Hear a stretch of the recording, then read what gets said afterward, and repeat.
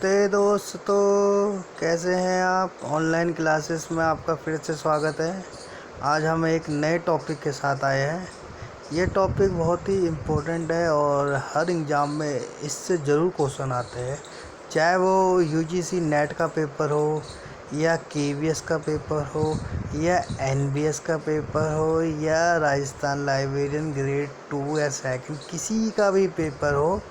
ये जो सब्जेक्ट है इंफॉर्मेशन सोर्सेज, ये लाइब्रेरी के हर एग्ज़ाम में इससे ज़रूर क्वेश्चन आता है। तो और ये जो इंफॉर्मेशन सोर्स है और इसके बारे में हमको जो नॉलेज है वो बहुत ही होनी ज़रूरी है किसी भी लाइब्रेरी के लिए। और ये जो एग्ज़ाम की दृष्टि से नहीं, अब अगर आप प्रैक्टिकल रूप से किसी भी लाइब्रेरी में अगर आप काम करोगे तो ये जो इंफॉर्मेशन सोर्सेज है इसकी आपको जानकारी होनी ही होनी चाहिए। तो ये जो मैंने जो ये इंफॉर्मेशन सोर्सेस पढ़ाना चाह रहा हूँ, तो इसलिए आप इसको थोड़ा सा ना सही तरीके से पढ़िए, क्योंकि ये आपके लिए बहुत ही फ़ायदेमंद देगा। जैसा कि इसमें दिखा रखा है कि इंफॉर्मेशन प्राथमिक, द्वितीय और तृतीय सोर्सेस। तो जैसे कि देख सकते हैं आप, इंफॉर्मेशन सोर्सेस को हम 3 भागों में उन्होंने डिवाइड किया है। एक तो प्राइमरी, सेकेंडरी और तीसरा है थर्सरी, मतलब प्राथमिक, द्वितीय और तृतीयक स्रोत। ठीक है ना। अब हम पढ़ लेते हैं कि एक पुस्तकालय पाठकों के उपयोग के लिए अनेक प्रकार की पाठ्य सामग्री संग्रहित की जाती है। इस सामग्री को मुख्य रूप से 2 प्रकार से बांटा जाता है, सामान्य ग्रंथ और संदर्भ ग्रंथ। आप किसी भी लाइब्रेरी में जाएंगे, वहाँ पर आपको कुछ सामान्य किताब दिखेगी और कुछ आपको रेफरेंस बुक दिखेगी, मतलब संदर्भ स्रोत दिखेगी। तो हर लाइब्रेरी ऐसा ही करती है। संदर्भ स्रोतों को पुस्तकालय के संदर्भ विभाग में विविध कामों के आधार संदर्भ ग्रह कहलाता है। ठीक है। संदर्भ संग्रह 3 मुख्य भागों में बांटा जाता है। पहला जाता है शब्दकोश, विश्वकोश, ग्रंथ सूची और निर्देशिका। प्रमाणिक सूची जैसे भौगोलिक कोश, भूचित्रवाली आदि। ऐसी समस्त सामग्री को पुस्तकालय से जारी नहीं की जा सकती, जैसे सार पत्रिकाएँ, अनुक्रमक पत्रिका, आकर्षक अतिथि। इस प्रकार के सभी स्रोतों को से पाठकों को विभिन्न प्रकार की सूचना प्रदान की जाती है। इनकी संख्या अब इतनी अधिक हो गई कि हर पुस्तकालय ने खरीद नहीं सकता है। जैसे कि हम देखते हैं कि इंफॉर्मेशन सोर्सेज जो हमेशा जो है कॉस्टली होते हैं अकॉर्डिंग टू द नॉर्मल। जो हमारी सामान्य किताबें हैं उससे जो रेफरेंस किताबें जो होती है वो हमेशा महंगी होती है। वो हर कोई लाइब्रेरी जो है उसे परचेज़ नहीं कर सकती है।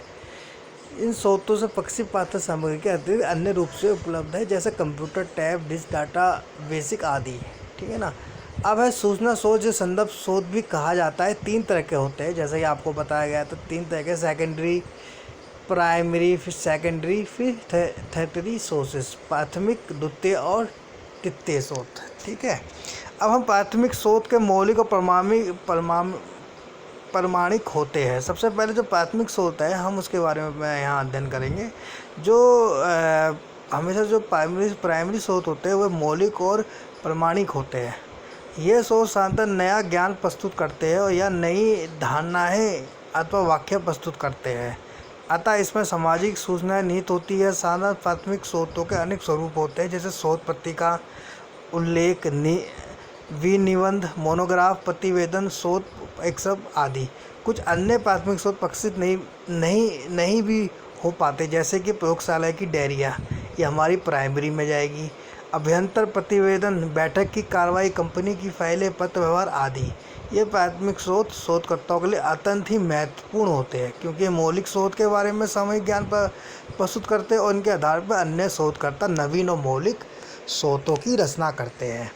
किसी विशेष क्षेत्र में नवीनतम आविष्कार, विकास, विचारधारा संबंधी जानकारी प्राप्त कर सकते हैं। शोध कार्यों में अनावश्यक दोहराव से बच सकते हैं हम। तो ये जो प्राइमरी सोर्सेस होते हैं, सबसे पहले उनकी ये विशेषता होती है, मौलिक और प्रमाणिक होते हैं। इसमें क्या होता है कि जो प्राइमरी स्रोत होते हैं वो विकसित भी नहीं हो पाते, जैसे कि प्रयोगशाला की डायरी, जैसे ऊपर बताया गया था आपका, अभ्यंतर प्रतिवेदन, बैठक कार्रवाई, कंपनी वाले पत्र। तो ये हमेशा एक प्रमाणिक और मौलिक होते हैं। तो इसमें कुछ उदाहरण दे रखे हैं, जैसे जर्नल्स को हम प्राइमरी सोर्स में जाते हैं, क्योंकि जर्नल क्या होता है, एक फर्स्ट स्टेप होता है, मतलब एक शोध करता है उसको, और उसको जर्नल पत्रिकाओं के माध्यम से उसको प्रस्तुत करता है।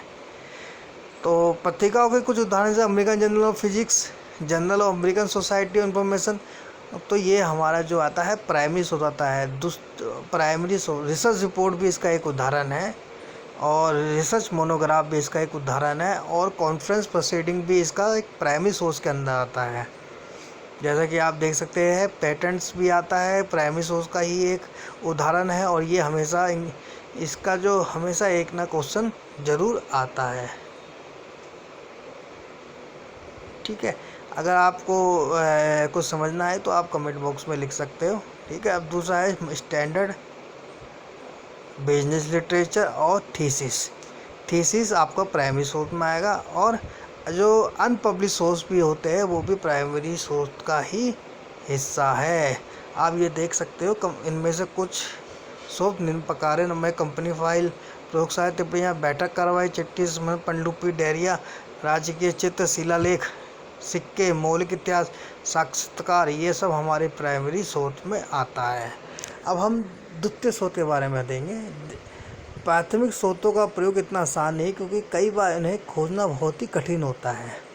प्राइमरी स्रोतों का प्रयोग इतना आसान नहीं, कभी इनको खोजना कठिन होता है। इस मुश्किल को आसान करने के लिए द्वितीय स्रोत अस्तित्व में आए। ये स्रोत आसानी से मिल जाते हैं और इनमें सूचना खोजना बहुत ही आसान होता है। ये प्रथम का तो आपको पता है कि इसमें मौलिक और प्रमाणिक होते हैं, मौलिक और प्रमाणिक होते हैं, लेकिन द्वितीय स्रोत क्या है कि ये बहुत ही मुश्किल को आसान करने के लिए द्वितीय स्रोत अस्तित्व में आए, और इनमें सूचना खोजना बहुत ही आसान होता है। इनमें किसी प्रयोजन हित में तैयार करने के लिए निश्चित क्रम को व्यवस्थित करने किया जाता है। अब है हमारे जो जर्नल्स है वो हमारे द्वितीय स्रोत में आते हैं, लेकिन इसमें प्राथमिक स्रोत में भी आते हैं कुछ जर्नल्स हमारे। जैसे हमने ऊपर देखा था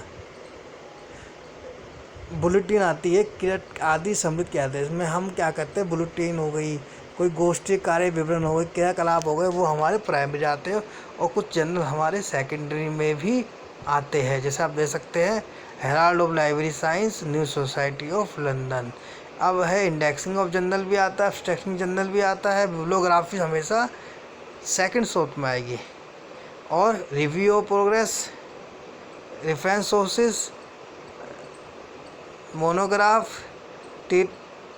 प्रबंधन ग्रंथ, टेक्स्ट बुक हमेशा आपका जो आता है वो सेकेंडरी सोर्स होता है, क्योंकि अच्छी पाठ्य पुस्तक की वायु लंबी होती है तथा पीढ़ी दर पीढ़ी चलती रहती है। इनका समय पर संशोधन करके नई सामग्री डाली जाती है और बदलती अध्यापन विधियों के अनुसार सामग्री प्रस्तुत की जाती है।